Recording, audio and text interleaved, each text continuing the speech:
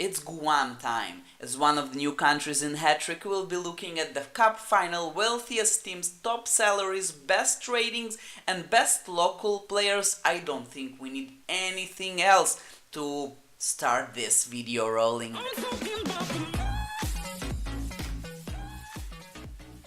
Hello boys and girls, and it's time to check Guam in our new country tour when the league hit her mid-season point and we have our cup finals. We'll be looking at the wealthiest teams, top salaries, top ratings in the league, cup final review, and obviously top local players. We'll be starting with the wealthiest teams, and we have a two-headed tie between Team Dodge Viper and also the Maurizio Pirates.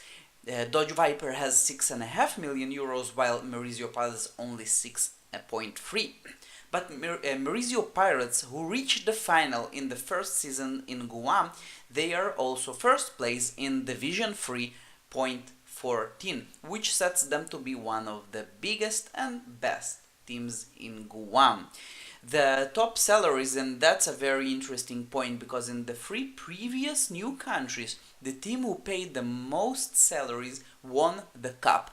Here we have Solwara Pacific, and they are paying 144 mil. Oh, thank you so much for a new follower. And they are paying 144,000 euros, much more than the second place. We'll see how they did in the cup. And looking at the best ratings in the league so far, we have Motorhead Bombers with an average of formidable very high. Looking at their head stats in this home victory, 7-0, very solid here, 326 head stats, best head stats in Guam for this season. Looking at the cup in Guam, so here it's a first surprise, first time that the team who pays the most amount of salaries didn't win it.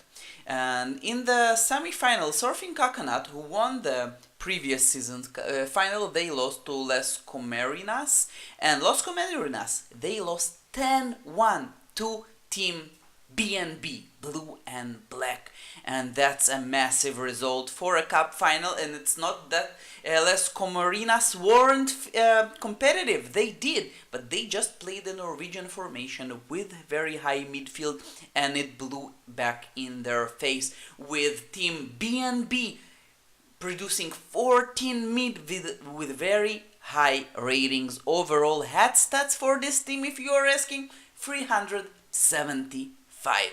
That's amazing.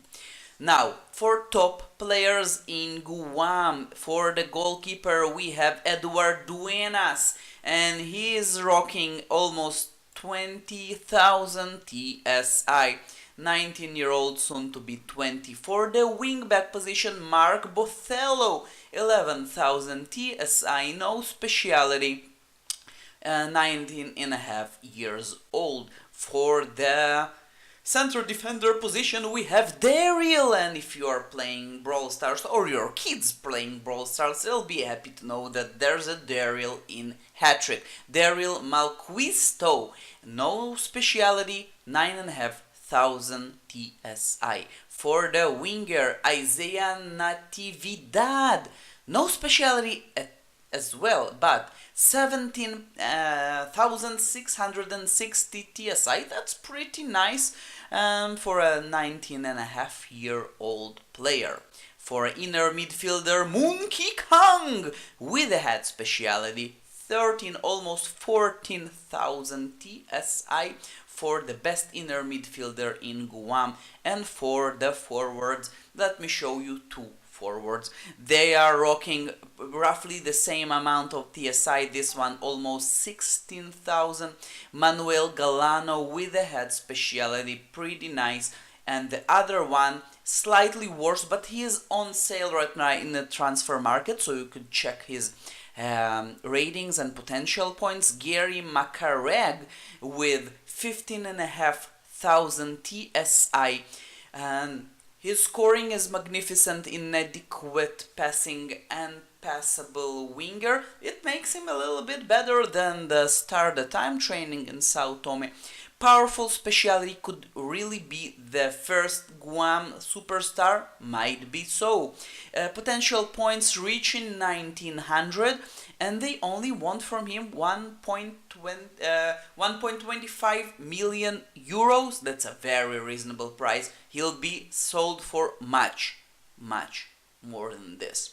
And that was Guam, the countries with the least amount of active users among the 5 new countries. Only 179 active managers in Guam. So if your team is in Guam, please share your thoughts, share your future Youth Academy stars. I would love to hear what does your team have to offer.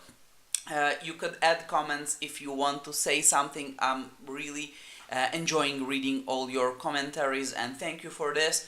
Also, just remember, Hattrick, it's more than a game, it's a community, and I'll be definitely see you around in my next videos.